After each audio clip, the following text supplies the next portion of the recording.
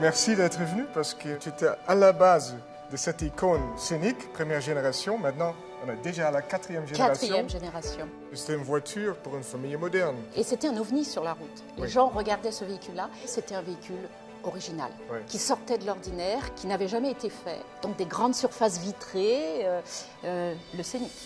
Il y a aujourd'hui beaucoup de compétitions, notamment de crossover. Oui. Alors c'était pour nous en fait le moment de dire soit on renouvelle complètement l'esprit scénique, soit on arrête et on passe au crossover. Alors c'est vraiment le pari qu'on a pris avec Renault.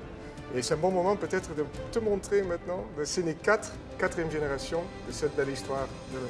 Alors, je suis impatiente. Oui, moi aussi.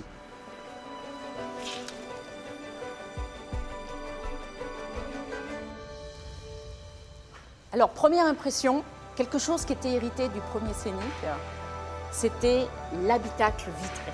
Oui, c'est ça. Une bulle de verre. Ça, c'était vraiment la dimension futuriste. Et ce qui était très très fort et ce qui avait bien marché dès le premier Scénic, c'était ce côté, en anglais on dirait friendly, un membre de la famille. Oui. Donc là on retrouve ce côté, je dirais, approchable, tactile, sensuel d'un véhicule qui fait partie de la famille.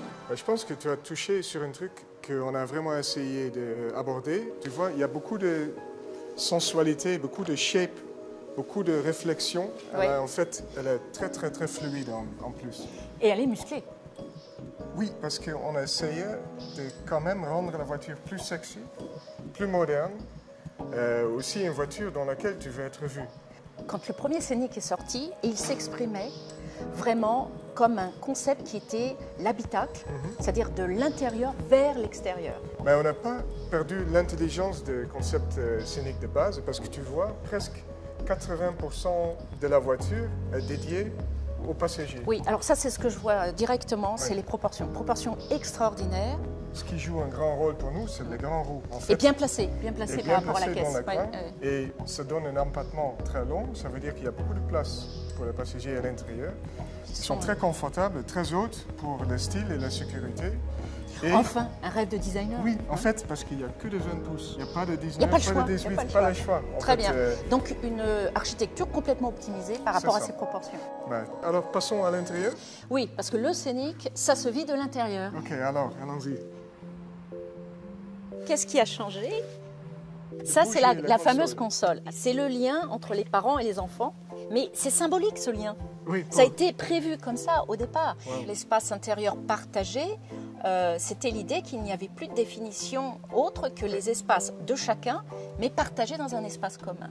Ce que je constate aussi, c'est qu'il y a eu un travail vraiment important, mais tout est doux. La rondeur qu'on trouve ici, la souplesse, et quand je passe la main, il n'y a pas d'aspérité. Ça fait plus qualitatif. La visibilité avec le PIA très fin. Ça c'est la qualité Renault, pour moi. C'est la qualité qu'il y a dans le travail entre le designer et l'ingénieur, de façon à donner l'optimum pour la satisfaction de la personne qui conduit. Ce Scénic est complètement en phase avec la génération dans laquelle il s'inscrit, c'est-à-dire le 21e siècle, la force du digital, l'hédonisme, mais aussi une introspection, qui n'était pas le cas dans les années 90.